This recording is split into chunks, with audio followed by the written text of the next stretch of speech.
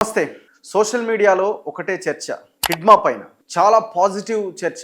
హిడ్మాని ఒక దేశభక్తుడిగా చూస్తున్నారు కొంతమంది. హిడ్మాని బిర్సా ముండాతో పోలుస్తున్నారు. హిడ్మాని కొమరం భీమ్తో పోలుస్తున్నారు. హిడ్మాని చెగువేరాతో పోలుస్తున్నారు. హిడ్మా పేరుతో, హిడ్మా ఫోటోతో టీషర్ట్లు కూడా రాబోతున్నాయట. హిడ్మా పేరుతో భవిష్యత్తులో మరిన్ని పుస్తకాలు కూడా రాబోతున్నాయట. అవన్నీ కూడా తనను ఒక గొప్ప వ్యక్తిగా ఎలివేట్ చేసే దాంట్లో భాగంగా వస్తున్నాయి.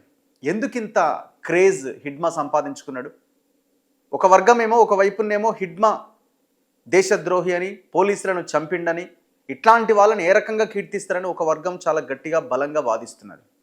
మరి హిడ్మాకి ప్రజల్లో ఇంత క్రేజ్ ఎట్లొచ్చింది? సోషల్ మీడియాలో ఎవరుంటారు? ప్రజలు ఉంటారు. సోషల్ మీడియాలో సామాన్య ప్రజలు ఉంటారు. సోషల్ మీడియాలో యువత ఉంటారు. జనరేషన్ జెడ్ 90స్లో పుట్టిన కిడ్స్ ఎవరైతే ఉన్నారో వాళ్ళు ఎక్కువగా సోషల్ మీడియాలో ఇప్పుడు యాక్టివ్గా ఉన్నారు. వాళ్ళదే ఇప్పుడు భవిష్యత్ అంతా. మరి ఈ జనరేషన్ అంతా ఎందుకు హిడ్మాని ఒక చెగువేరాతో, ఒక బిర్సా ముండాతో, ఒక కొమరం భీమ్తో పోలుస్తున్నారు? ఈ దేశం ఆలోచించాల్సిన విషయం ఇది.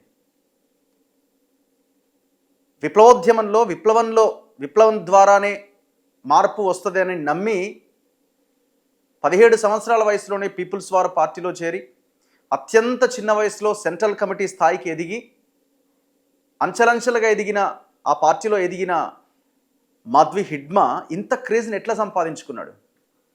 అంటే ఇది కేవలం ఏమీ చేయకుండానే ఎవరో ఒకరు పొలిటికల్ లీడర్లని పుష్ చేస్తే వచ్చినటువంటి క్రేజా? ఇది కాదు.